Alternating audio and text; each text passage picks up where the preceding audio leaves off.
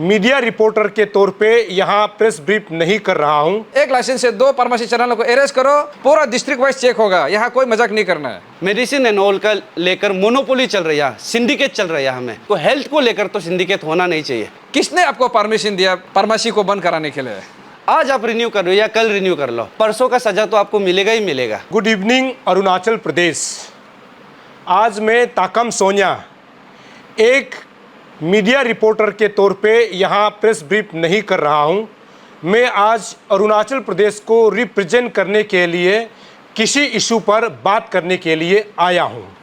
और आप सभी को पता होगा कि अभी अरुणाचल प्रदेश में हेल्थ को लेकर के हमने जो है कवर किया था, उसके मुताबिक हेल्थ में कौन कौन सा इश्यूज़ है, इसको हमने एक कमिटी गठन किया है।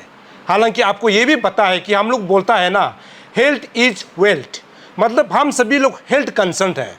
क्योंकि जब भी कुछ होता है हम सबसे पहले ये सोचता है कि हमारा हेल्थ जो है ठीक होना है, तब हम कुछ भी काम कर सकता है। इसको लेते हुए अभी जो फार्मासिस्ट को लेकर के हमने जो अभी स्टेट में पूरा जो है सर्कुलेट हो रहा है, आप सभी के नॉलेज में है, इस सब्जेक्ट को लेकर के हमने एक कमिटी गठन किया है और कमिटी का नाम है public rights action committee. Short form में अगर आप बोलेंगे तो PRAC इसके नाम से जाने जाएंगे। और दूसरा ये है कि पब्लिक राइट्स एक्शन कमिटी का चेयरमैन हेडेड मैं खुद कर रहा हूं, ताकम सोनिया, इस इशू के लिए। दूसरा जो है मेरे साथ जो है रहेंगे सेक्रेटरी के तौर पे मिलो अम्मोबाई, और थर्ड हमने स्पोक पर्सन के तौर पे तना तमरतरा को रखा है। और इस इश्यूज़ को जो है पूरा मॉनिटरिंग करने के लिए, मतलब जब लीगल इलीगल का जब सब्जेक्ट मैटर आता है उसको देखने के लिए हमने लीगल एडवाइज़र के तौर पे एडवोकेट टेची राणा को रखा है। और थर्ड एडवाइज़र कमिटी में हमने सबसे पहले कोम्पू दोलो, जो कि रिटायर्ड जॉइंट डायरेक्टर थे, वो हमारा एडवाइज़र के तौर पे रहेंगे। और साथ में टेची पुरु और बहुत सारा लोग हैं, सबका नाम गिनते गिनते मतलब समझ जाएगा, और आने वाला समय में आप सभी को हम बताएंगे। ये आज का बैठक में हमने निर्णय लिया है और आगे हम सीधा सब्जेक्ट को एड्रेस करेंगे। इस कमिटी का सीधा मकसद ये है कि पहले तो अरुणाचल प्रदेश में 500 प्लस जो अनएम्प्लॉयड जो फार्मासिस्ट हैं उनको हमें जस्टिस दिलाना है।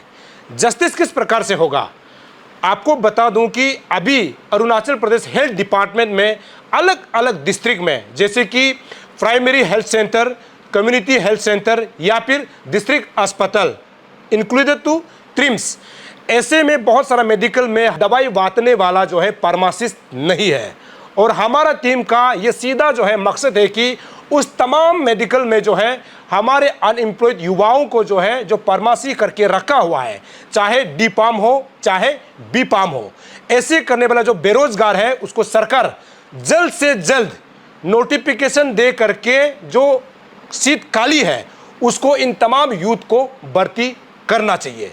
ये हमारा सीधा जो है मकसद है। और ये जो है अनएम्प्लॉयमेंट जितना हमारा अरुणाचल का जो युवा फार्मासिस्ट है उनके लिए है। दूसरा जो है हमने जो दवाइयाँ बांटते हैं उसके लिए, जैसे कि आपका फार्मेसी हो गया, उसके बारे में आगे जो है सेक्रेटरी जरूर बताएंगे, लेकिन उससे पहले मैं कुछ बातें आपको बताता हूँ। फार्मेसी के जब हम जिक्र करते हैं तो फार्मेसी में एक फार्मासिस्ट होना चाहिए। ये आपने पूरा न्यूज़ चैनल में देखा, अभी जो सोशल मीडिया में वायरल हो रहा है इसको देखा। तो इसको लेते हुए हमने सिर्फ 2 पॉइंट एजेंडा रखा है। एक तो है हमारा अनएम्प्लॉयमेंट लोगों को सरकार जल्द से जल्द इन लोगों को जो है रिक्रूट किया जाना चाहिए। दूसरा, दवाई का चेन किस प्रकार है, आज अरुणाचल प्रदेश में किस प्रकार से मेडिसिन सप्लाई हो रहा है ये जरूर बताएंगे। लेकिन ये 2 पॉइंट है, हमारा मेन मकसद ये 2 पॉइंट है। आगे ये है कि इस इशू को हमने क्यों उठाया। रीज़न ये है कि जब ये अनएम्प्लॉयमेंट टीम जो है मेरे पास आया था, उन्होंने कहा है कि ये इशू जो है बहुत जेन्युइन है। उसके बाद हमने पूरा छानबीन किया, डॉक्यूमेंट को देखने के बाद मुझे भी लगा है कि, और हमारा टीम को लगा है कि ये एक जेन्युइन मुद्दा है जिसके वजह से अरुणाचल प्रदेश में बेरोजगार का संख्या जो है बढ़ रहा है।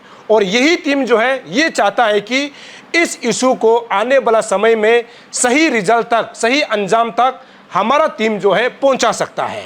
और इसीलिए मैंने शुरू में कहा ना, आज ताकम सोनिया एक रिपोर्टर के तौर पे नहीं, एक मीडिया के तौर पे नहीं, एक आम इंसान इस इशू को एड्रेस करने के लिए सिर्फ हम इस कमिटी का जो है चेयरमैन है। और मेरे अंदर में जो जो लोग हैं, आने वाले समय पता चलेगा, लेकिन जितना जो इस इशू को लेकर के हम लोग आगे जो है बात करेंगे। और हमारा तीसरा जो ये है कि जो अनएम्प्लॉयमेंट है उनको जल्द से जल्द हेल्थ मिनिस्टर बियोरम वाघे जो है बुलाकर उनके जो है जो अनएम्प्लॉयमेंट यूथ है उनके बारे में डिस्कस करना चाहिए। ये हमारा कमिटी का मांग है। बाकी जो मेडिसिन को लेकर के हमारा सेक्रेटरी जो मिलो अम्मो भाई है ये आप सभी को बताएंगे। थैंक यू हमारे चेयरमैन सर। जैसा आप लोगों को एवरीथिंग बता दिए कि हमारा कमेटी का नाम को लेकर और हमारा ये टीम गठन किया गया है ये मेडिकल इश्यूज़ का ऊपर में टैकल करने के लिए। और एवरी डिटेल्स तो कहीं ना कहीं दिया है आप लोग को कि कैसा करके इशू शुरू है और एट द सेम टाइम क्या प्रॉब्लम है ये मेडिकल सेक्टर में लेकर। तो उसी का कनेक्टेड कहीं ना कहीं फार्मासिस्ट के थ्रू से कनेक्टेड ये मेडिसिन को लेकर, क्योंकि मेडिसिन ही है कहीं ना कहीं कल को जाके आपका जान बचाने में काम आता है। और वो मेडिसिन प्रॉपर है भी कि नहीं, या सप्लाई प्रॉपरली हो रहा है कि नहीं, और जो हमारा यहाँ का अरुणाचली आदमी लोगों के लिए जो यहाँ का मेडिकल लोग के लिए सप्लाई होना चाहिए था वो प्रॉपरली हो रहा है कि नहीं, उसका ऊपर में लेकर आप लोग को अभी हम थोड़ा सा हल्का सा हाईलाइट कर देता है। पूरा होल डिटेल में नहीं जाएगा, उसको धीरे धीरे आप लोग को एवरीथिंग फर्निश करेगा थ्रू डॉक्यूमेंट्स के थ्रू से। अभी हम लोगों को जितना डॉक्यूमेंट्स मिला आरटीआई करके लाइसेंस का बेस्ड में या बोलो आपका कुछ कुछ डिटेल्स का बेस्ड में, उसी को लेकर आप लोग को हल्का से हम हाईलाइट कर देता है। जैसे कि लास्ट ये हमारा 10 ईयर्स में जितना ये मेडिसिन सप्लाई हमारा यहाँ स्टेट के लिए हुआ है, मेडिकल सेक्टर में जितना हुआ है उसका एवरी ईयर का डिटेल्स, कितना उसका प्रोक्योरमेंट कैसा था, कौन सा कंपनी से लिया गया था, और एवरी डे का दवाई का सेल होना, एवरी डे का डिटेल्स, और at the same time patients लोग का प्रिस्क्रिप्शंस लोग को भी लेकर, ये सब लोग को लेकर रिकॉर्ड्स लोग कहीं ना कहीं वहाँ प्रॉब्लम है।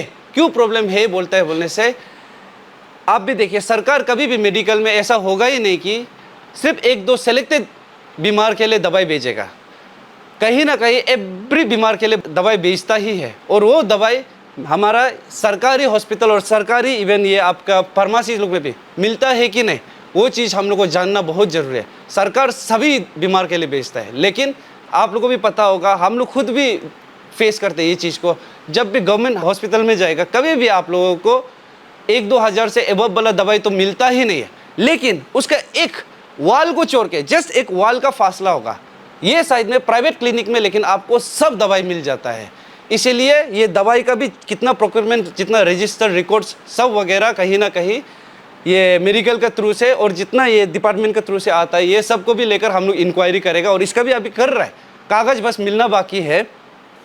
और एट द सेम टाइम आपका जो दवाई है वो दवाई भी एक जेनेरिक मेडिसिन बोल के होता है, जिसको वो होता है आपका फर्स्ट कॉपी वाला मेडिसिन, जो ओरिजिनल मेडिसिन होता है उसका सिमिलर मिलने वाला सस्ता कॉम्पोजिशन वाला मेडिसिन होता है। तो वो दवाई तो नहीं दिया जा रहा है। एवरीथिंग को लेकर डिटेल्स हम लोग आप लोग को फर्निश करके दिखाएगा कहीं ना कहीं। और दूसरा बात, फिर यहाँ इवन ये भी सुनने में आ रहा है कि फार्मेसी का जो लाइसेंस होता है, लाइसेंस यहाँ का नहीं हो के बाहर का वाला लाइसेंस को भी यहाँ में यूज़ कर रहा है बोल के, आई मीन बाहर अरुणाचल से बाहर वाला लाइसेंस को भी यहाँ यूज़ कर। और दूसरा इवन फार्मेसी में भी जो फार्मासिस्ट होता है उन लोग डिग्री किया वाला है कि नहीं, इसका भी क्लियर नहीं है उसमें। बहुत लोग तो मैक्सिमम लोग तो क्या है कि विदाउट बी फार्मा या फार्मा में डिप्लोमा भी नहीं करके, कुछ भी डिग्री नहीं होके ऐसा वाला लोग भी बैठा हुआ है। जैसे सेल्समैन, जैसा सेल्समैन के लिए कोई भी क्वालिफाई हो जाएगा, लेकिन प्रॉपर दवाई बेचने के लिए कोई भी क्वालिफाई नहीं होता है, उसके लिए प्रॉपर डिग्री का ज़रूरत होता है। तो एवरी जितना यहाँ में 500+ मेडिकल सर्विस सेंटर्स लोग है जिसमें भी फार्मेसी का रिलेटेड जितना है, वहाँ हम लोग का प्रॉपर फार्मा डिग्री करने वाला है कि नहीं, इसको भी हम लोग चेक करेगा।